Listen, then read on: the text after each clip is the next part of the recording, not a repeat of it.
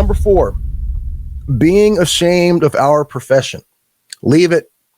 Leave it in 2023. Okay. There's no reason in 2024 for you to be ashamed of what you're doing. Okay. I'm going to share with you guys something that I don't tell people very often. All right. Well, I'm not going to say that. No, I'm not going to say that. I make a good living doing security. Okay. Let's just leave it at that. All right. There's no reason to be ashamed of it. It's a good job. It pays well if you find the right location, you find the right post.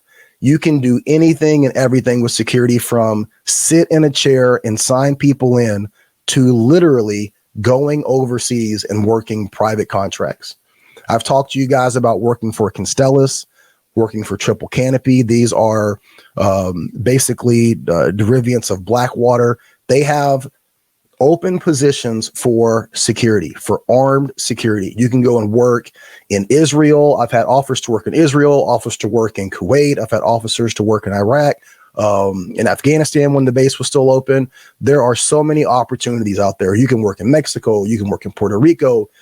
So many things that you can do, right? There's too many opportunities for you guys to see the world, to be a force for good, to do amazing things, for you guys to be ashamed of being a security guard. Those days are over. Leave that shit in 2023. Number 3, this kind of goes along with trolling.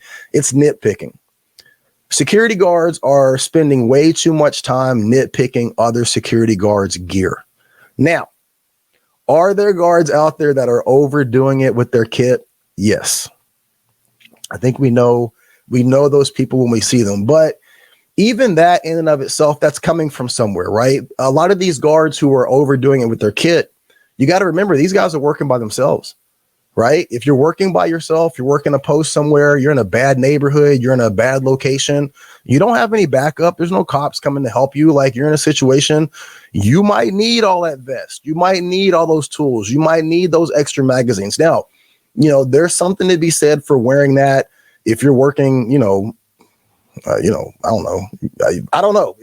There's something to be said if you're working in certain locations and you have all that on, but where are the mass shootings happening, right? People have issues with the uniforms that we wear where I work. I didn't pick the uniform. I didn't pick the kit. I didn't pick the gear.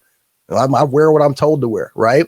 But I will say, where were the last 6 of the last 10 mass shootings have been in grocery stores. The last mass shooting was in a bowling alley. There have been mass shootings in the school systems, right? So to act like these things don't happen, and they don't happen in the most mundane places, you're being disingenuous, right? At the end of the day, whatever a guard is wearing that his company is okay with, or her company is okay with, as long as it doesn't violate policy, as long as it doesn't violate post orders, let these people live, right? Again, it's too much negativity and too much drama. And we get that from the average person in the public already. We should not be doing that to ourselves, and we should not be contributing to bullying people and making fun of people and giving people a hard time. One of the things that I'm really concerned about is that some of these younger guards, some of these lesser thick-skinned guards are going to take the harassment and the bullying and the comments from people, and they're going to say, you know what? I don't want Steve from Steve's YouTube channel to have an issue with me. And he takes his vest off, and then he gets poked up, or he gets slashed, or he gets shot. Like, death is finite. It's final. It's over. It's a wrap. You need to protect yourself however you see fit within the confines of where you're working and what you're doing. Everybody just needs to take a deep breath and back off of nitpicking people and trying to troll and bully people for what they're wearing. I don't want to see any of you young guards get into a situation where you feel that you're obligated to impress some jerk off that you'll never meet that has an issue with what you're wearing and what you're carrying.